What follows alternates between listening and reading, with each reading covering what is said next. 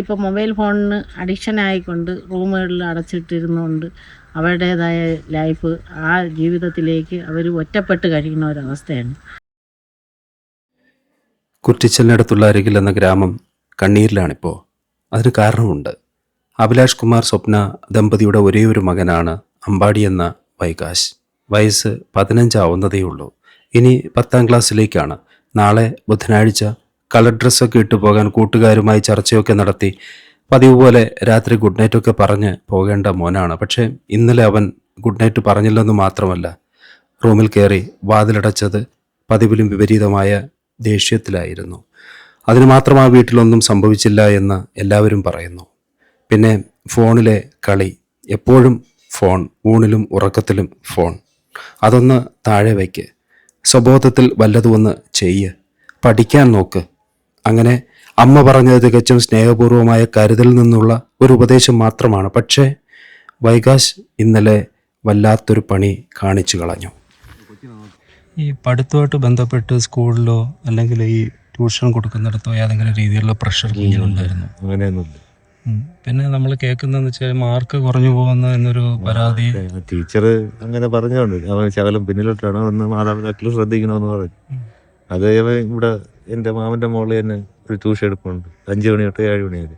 അതും കഴിഞ്ഞിട്ട് വന്നിട്ടാണ് ഇപ്പം അമ്മ പറഞ്ഞു ഇങ്ങനെ ടീച്ചർമാരെല്ലാം പരാതി പറഞ്ഞു, നല്ലവർക്ക് പഠിക്കണം, നീ ഫോണിലൊന്നും കളിക്കരുതെന്ന് പറഞ്ഞു. അത്ര തന്നെ.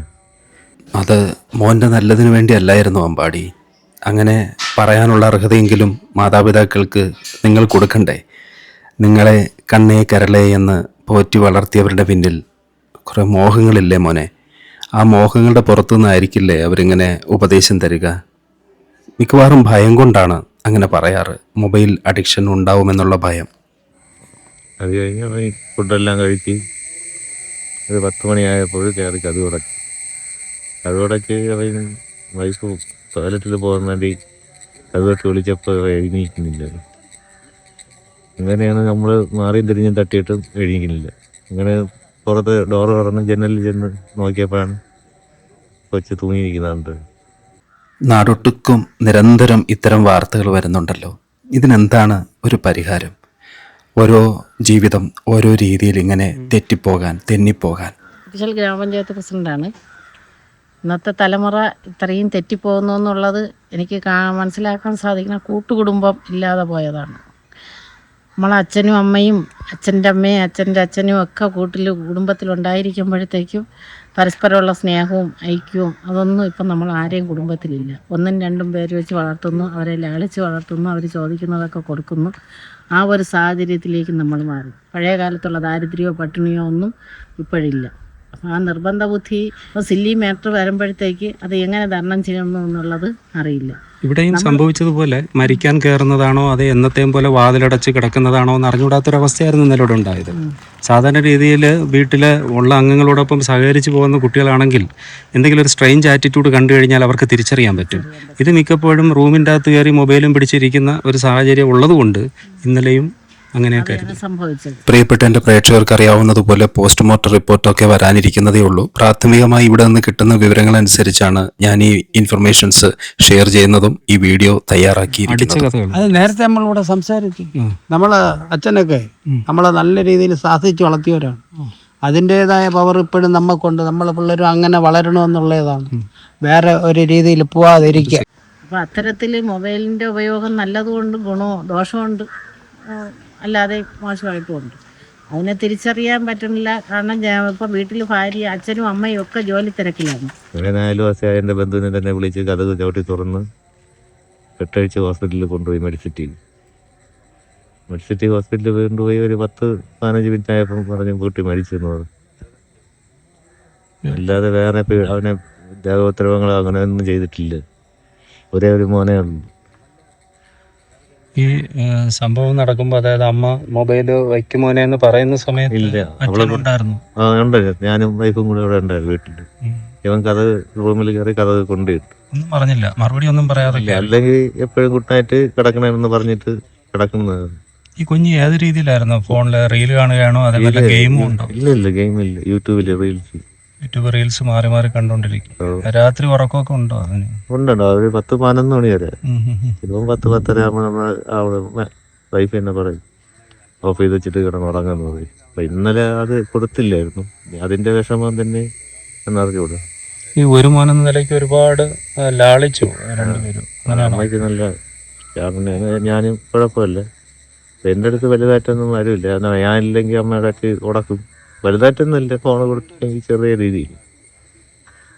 അത് പിന്നീട് ചിലപ്പോൾ അവൾ കൊടുക്കുകയും ചെയ്യും ഫോൺ. പറഞ്ഞോളൂ. കൗമാര പ്രായത്തിലുള്ള ഇത്തരം കുട്ടികൾ ഇപ്പോൾ ഇങ്ങനെ സില്ലി മാറ്റേഴ്സിൽ അവർക്ക് അതിനൊരു ചെറിയൊരു വിഷയം വരുമ്പോൾ അതിന് തരണം ചെയ്യാനുള്ള ഒരു മാനസിക മെൻ്റൽ സ്റ്റെബിലിറ്റിയും ഒരു മെൻ്റൽ സ്ട്രെങ്തും ഇല്ലാത്തതിൻ്റെ വിഷയമുണ്ട്. അത് നമ്മൾ കുട്ടികളെ വളർത്തുമ്പോൾ തന്നെ തുടക്കത്തിൽ ഈ കൗമാരപ്രായത്തിൽ മുമ്പ് തന്നെ ബാല്യം കഴിയുമ്പോൾ തന്നെ ഒരു സോഷ്യൽ റെസ്പോൺസിബിലിറ്റി കൊടുത്ത് വളർത്തണം. അതായത് ഇപ്പോൾ അവനെ നമ്മൾ വെറുതെ ഇങ്ങനെ എന്നും പഠനം മാത്രം പ്രേരിപ്പിക്കാതെ സമൂഹത്തിൽ നടക്കുന്ന എല്ലാ വിഷയങ്ങളിലും ആ കുട്ടികളെ പങ്കാളിയാക്കണം. തൊട്ടടുത്ത് ഇപ്പോൾ സാംസ്കാരിക സംഘടനകൾ കാണും, അവിടുത്തെ പ്രവർത്തനങ്ങൾ പോലും ഒരു കുട്ടികളെ വിട്ടാൽ ചീത്തയായി പോവും എന്ന് കരുതുന്ന രക്ഷിതാക്കളാണ്. അപ്പോൾ അത്തരം കുട്ടികളെ മാത്രം ഈ വിഷയത്തിൽ കുറ്റം പറഞ്ഞിട്ട് കാര്യമില്ല. നമുക്ക് സമൂഹത്തിന് മൊത്തത്തിൽ എൻ്റെ ഉത്തരവാദിത്തമുണ്ട്. അത് നമ്മൾ എല്ലാവരും കറക്റ്റ് ചെയ്ത് മുന്നോട്ട് പോയാൽ മാത്രമേ നമ്മൾക്ക് ഈ തലമുറയെ രക്ഷപ്പെടുത്താൻ പറ്റൂ എന്നാണ് എൻ്റെ അഭിപ്രായം. കുഞ്ഞുങ്ങളോട് സ്പെൻഡ് ചെയ്യുക. 24 മണിക്കൂർ നമുക്കുണ്ടെങ്കിൽ 1 മണിക്കൂറെങ്കിലും നമ്മൾ കുഞ്ഞുങ്ങളോട് സ്പെൻഡ് ചെയ്ത് കുഞ്ഞിലെ അവൻ്റെ വിശേഷങ്ങൾ അറിഞ്ഞു മുമ്പോട്ട് പോകും. 5 വയസ്സ് വരെ ലാളിച്ചും ഒരു 5 മുതൽ 16 വയസ്സ് വരെ ഒരു ദാസനെ പോലെ വളർത്തിയും 15 വയസ്സ് മുതൽ ഒരു സ്നേഹിതനെ പോലെ വളർത്തിയും നമ്മൾ കൊണ്ടുവന്നെങ്കിൽ മാത്രമേ നിങ്ങൾക്കുള്ളൂ. വെറുതെ നമ്മളിപ്പം കൗൺസിലിംഗ് ഒക്കെ ചെയ്യണമെന്നുള്ള ഒരു ആറ്റിറ്റ്യൂഡ് പറയും. പക്ഷേ കൗൺസിലിംഗ് ഒന്നും ഇപ്പോഴും പ്രയോജനമില്ല എന്നാണ് ഈ ചുറ്റുപാടും നമുക്കൊക്കെ മനസ്സിലാക്കാൻ കഴിയുന്നു. വളരെ വേദനാജനകമായിരുന്നു ഇന്നത്തെ ഈ സംഭവം. കൊച്ചു കുടുംബങ്ങൾ മുതൽ ധനവാൻ വരെ ഇന്ന് വളരെയധികം വേദനയോടെ കൈകാര്യം ചെയ്യുന്നൊരു വിഷയമാണ് കുടുംബങ്ങളിൽ സംഭവിക്കുന്ന, കുട്ടികളിൽ സംഭവിക്കുന്ന ഈ മൊബൈലിലേക്കുള്ള കുട്ടികളുടെ ഒരു ആഭിമുഖ്യവും അതിനെ തുടർന്നുണ്ടാകുന്ന പല പല പ്രശ്നങ്ങളും. അതിന് എന്താണ് പരിഹാരം എന്ന് ചോദിക്കുകയായിരുന്നു ഞാൻ ആ പൊതുപ്രവർത്തകരോട്. അവർ ഇതുപോലുള്ള ധാരാളം കേസുകൾ അവരുടെ ചുറ്റുപാടും കാണുന്നതാണ്. അതിനുള്ള മറുപടിയാണ് അവർ നമുക്ക് തന്നത്. ഈ മോനിങ്ങനെ ഫോൺ ഒരു അഡിക്ഷനിലേക്ക് പോകണമെന്ന് ശ്രദ്ധയിൽ പെട്ടായിരുന്നോ? ഇല്ല ഒരു അഡിക്ഷൻ അങ്ങനെയല്ല.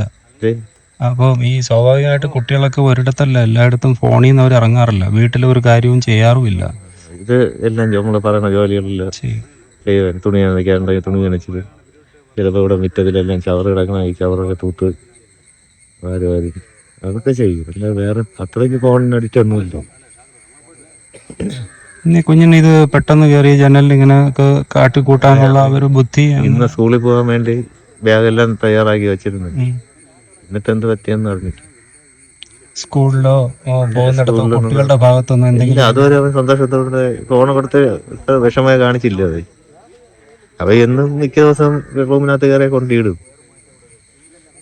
അങ്ങനെ കൊണ്ടിട്ട് 2 തട്ടുമ്പോൾ എണീക്കുന്നുണ്ടായിരുന്നു. അപ്പൊ എണീക്കെത്തുന്ന ഞാൻ ഡോറിന്റെ ഗ്യാപ്പിൽ കൂടെ നോക്കിയപ്പോൾ ആളെല്ലാം കാണാനില്ല. അങ്ങനെയാണ് മുൻവശത്തെ ജനലിൽ കൂടെ നോക്കിയത്. ഈ ജനലിൽ ഷോള് കെട്ടി മോൻ തറയിലിരിക്കുന്നത്. അങ്ങനെ അഴിച്ച് സിറ്റി ഹോസ്പിറ്റലിൽ കൊണ്ടുപോയി. അവിടെ എത്തിയപ്പോഴും ജീവനുണ്ട്. അവര് മാക്സിമം നോക്കാമെന്ന് പറഞ്ഞായിരുന്നു. പക്ഷേ ദേഹമെല്ലാം നല്ല തണുപ്പ് മാക്സിമം ട്രൈ ചെയ്യാൻ നോക്കി. രക്ഷയില്ല, കിട്ടിയില്ല. നമ്മളറിയുന്നത് 1/2 മണിക്കൂർ കഴിഞ്ഞിട്ടാണ് നമ്മൾ അറിയുന്നത്. മോന് ഈ കളരിയും അതുമായിട്ടൊക്കെ ബന്ധപ്പെട്ട് എല്ലാ രീതിയിലും എടുക്കാനായ ഒരു കുട്ടിയായിരുന്നല്ലോ. അതെ, സ്വാഭാവികമായിട്ട് അതൊക്കെ വെച്ച് തന്നെ മാനസികമായിട്ടൊരു ധൈര്യവും. അവ എല്ലാ പ്രോഗ്രാമിലും പങ്കെടുക്കും. ഉഷാറുള്ള കുട്ടിയായിരുന്നു. പ്രൈസ് എല്ലാം വാങ്ങിയിട്ടുണ്ട്. അവിടെ ഒരു ഇത് വിഷയമില്ല. വേറെ സ്കൂളുമായിട്ട് അങ്ങനെ ടീച്ചർ കമ്പനിയായിട്ട് ഒന്നും പരാതി പറഞ്ഞിട്ടില്ല. എന്തോന്ന് എന്ത് പറ്റിയെന്ന് നമുക്ക് അറിയില്ല. അതാണ് പറയാനുള്ളത്. മാനസികമായിട്ട് വളരെ തകർന്ന ഒരവസ്ഥയിലാണ് ഒരു കുടുംബം. ഇവരുടെ ഒരേ ഒരു പുത്രനാണ് ആ കുഞ്ഞ്. ഈ ഒരു മരണബുദ്ധി എന്ന് വേണമെങ്കിൽ പറയാം.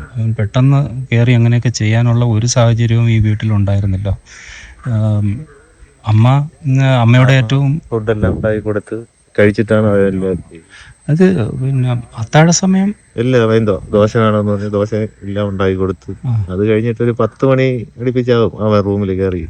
രാത്രി 10 മണി. നമ്മളറിയുന്നത് 10:30 10:45.